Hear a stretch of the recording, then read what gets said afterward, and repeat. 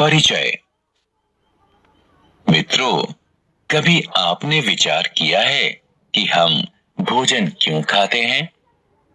हाँ, बिल्कुल सही, क्योंकि यह स्वादिष्ट एवं ऊर्जा का स्रोत होता है। इस मॉड्यूल में हम खाए जाने वाले विभिन्न खाद्य पदार्थों के बारे में जानेंगे। उद्देश्य।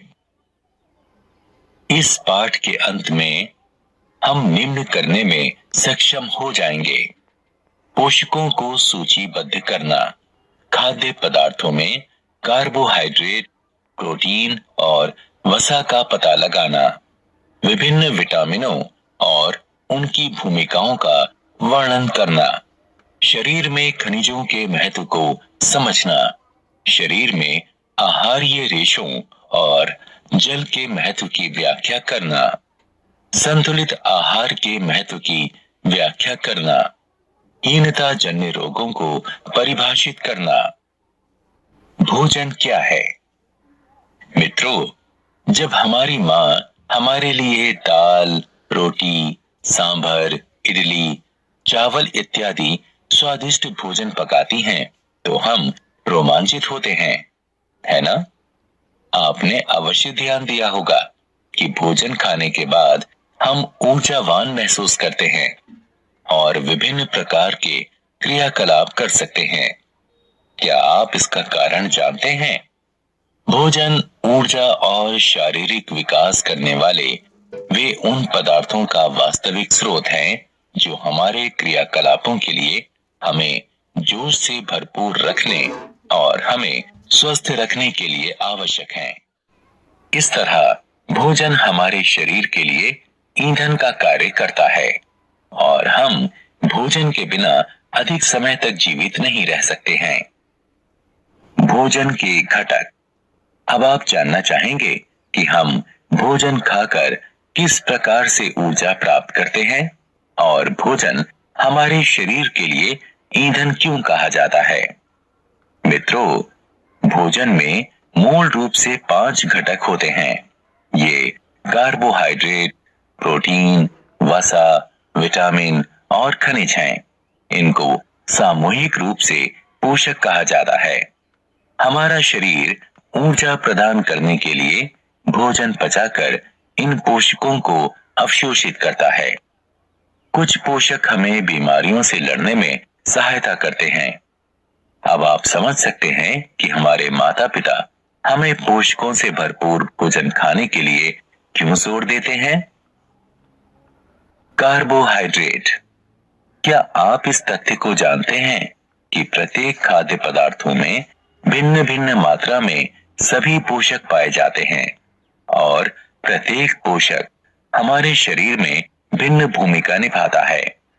आइए इन पोषकों के बारे में एक एक करके विस्तार से जानें। सबसे पहले कार्बोहाइड्रेट के बारे में जानें। कार्बोहाइड्रेट जीवित कोशिकाओं के लिए जरूरी संरचनात्मक घटक का निर्माण करता है। वे प्राणियों के लिए ऊर्जा का प्रमुख स्रोत है। कार्बोहाइड्रेट में शर्करा, स्टार्च, फाइबर इत्यादि शामिल हैं। वे मुख्य रूप से गेहूं, चावल, आलू और मक्का में पाए जाते हैं। प्रोटीन। आपने अवश्य देखा होगा कि जो बच्चे दूध नहीं पीते हैं वे कमजोर हो जाते हैं और उनका शारीरिक विकास भी कम होता है, क्योंकि दूध में वृद्धि के लिए जरूरी प्रोटीन होते हैं। हमारे आहार में मांस, मछली, अंडा, दाल, पनीर और सोयाबीन प्रोटीन के कुछ महत्वपूर्ण प्रमुख स्रोत हैं। प्रोटीन का प्रमुख कार्य ऊतकों का निर्माण एवं क्षतिग्रस्त ऊतकों में सुधार करना है। कार्बोहाइड्रेट के अभाव में प्रोटीन को ऊर्जा के स्रोत के रूप में इस्तेमाल किया जाता है। वसा। मैं जानता हूं कि आप सभी को पिज्जा, बर्गर, पनीर इत्यादि बहुत पसंद है, लेकिन आपके मम्मी पापा ये सब नियमित रूप से खाने से रोकते हैं, क्योंकि इनमें भारी मात्रा में वसा होता है। वसा हमें ऊर्जा प्रदान करता है। यदि हम इस ऊर्जा का इस्तेमाल नहीं करते हैं तो हमारा शरीर भविष्य में इस्तेमाल करने के लिए बॉडी फैट के रूप में भंडार बना लेता है। यही कारण है कि अधिक चिकनाई वाली चीजें खाने वाले लोग मोटे हो जाते हैं। वसा के प्रमुख स्रोतों में घी, मक्खन, पनीर और दूध है। विटामिन। मित्रों, जब आप बीमार होते हैं और डॉक्टर के पास जाते हैं तो वह आपको हल्के भोजन के साथ फल खाने के लिए कहते हैं, क्योंकि हमारे शरीर की अधिकांश प्रक्रिया में फलों एवं सब्जियों में उपस्थित विटामिनों की जरूरत होती है। इनकी जरूरत कम मात्रा में पड़ती है। यहाँ विटामिनों, उनके स्रोत और उनकी भूमिकाओं की सूची दी गई है। खनिज। आपने खनिज से भरपूर खाद्य पदार्थों के विज्ञापन अवश्य देखे होंगे। आइए अब हम देखें कि वे क्यों इतना महत्वपूर्ण हैं। पौधों को वृद्धि के लिए खनिजों की जरूरत है। इसके अतिरिक्त हमारे शरीर में सभी रासायनिक प्रक्रियाओं के लिए अल्प मात्रा में खनिजों की जरूरत होती है।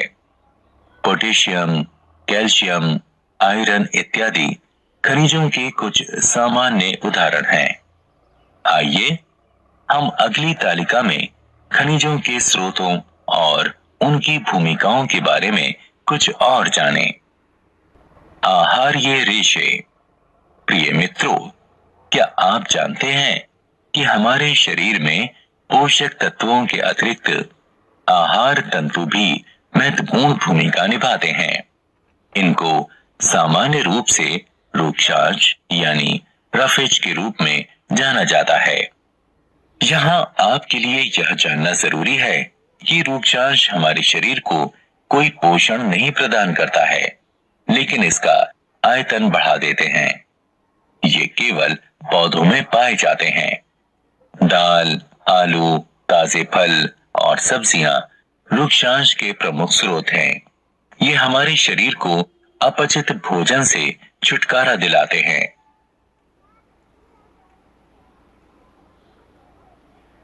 जल। आइए अब हम जल के बारे में जानें, जो हमारे भोजन का भी महत्वपूर्ण घटक है। हमारा शरीर अधिकांश जल द्रव रूप में ग्रहण करता है। इसके अतिरिक्त हम भोजन पकाते समय भी इसमें जल मिलाते हैं। जल हमारे शरीर को भोजन से पोषक अवशोषित करने में सहायता करता है। यह हमारे शरीर से कुछ अपशिष्टों को पेशाब एवं पसीने के रूप में बाहर निकालने में भी सहायक है। संतुलित आहार। जैसा कि हम जानते हैं कि सभी प्रकार के खाद्य पदार्थों में सभी संभावित घटक शामिल नहीं होते हैं। हमारे भोजन में विभिन्न पोषक तत्वों का संतुलन होना चाहिए, जिसकी आवश्यकता हमारे शरीर को बढ़ने और अच्छे स्वास्थ्य बनाए रखने में होती है। दूसरे शब्दों में हम ये कह सकते हैं कि एक संतुलित आहार में सभी पोषक तत्व उचित मात्रा में होते हैं, जिसकी आवश्यकता हमारे शरीर को होती है। तो हमें इस तथ्य को स्वीकार करना चाहिए कि स्वस्थ जीवन जीने का सबसे अच्छा तरीका एक संतुलित आहार होता है। हीनता जन्य रोग। मित्रों, संतुलित आहार के बारे में जानने के बाद हमें यह भी अवश्य जानना चाहिए कि यदि हम उचित आहार नहीं लेते हैं तो हमें किन समस्याओं का सामना करना पड़ेगा। मुझे आशा है कि आपने हीनान रोगों के बारे में अवश्य सुना होगा। ये रोग तब होते हैं जब कोई लंबे समय तक पोषकों की कमी होती है और इसीलिए ये हीनान रोग कहलाते हैं। यहाँ कुछ हीनान रोगों और उनके लक्षणों की सूची दी गई है। सारांश। आइए हमने जो कुछ सीखा है उसे संक्षेप में दोहराएं। हमारे भोजन में प्रमुख पोषक कार्बोहाइड्रेट, प्रोटीन, वसा, विटामिन और खनिज होते हैं। इसके अतिरिक्त भोजन में आहारीय रेशे एवं जल भी होते हैं।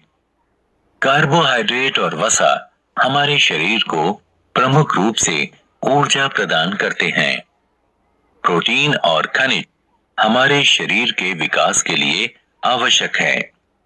विटामिन हमारे शरीर को बीमारियों से बचाते हैं। संतुलित आहार हमारे शरीर के लिए आवश्यक समस्त पोषक उचित मात्रा में प्रदान करता है तथा साथ ही साथ रूपशांश और जल भी प्रदान करता है। अगर हमारे भोजन में एक या अधिक पोषकों की कमी लंबे समय तक बनी रहे तो यह कुछ प्रकार की बीमारियों या डिसऑर्डर का कारण बन सकता है। इस प्रकार की बीमारियां हीनान रोग कहलाती हैं।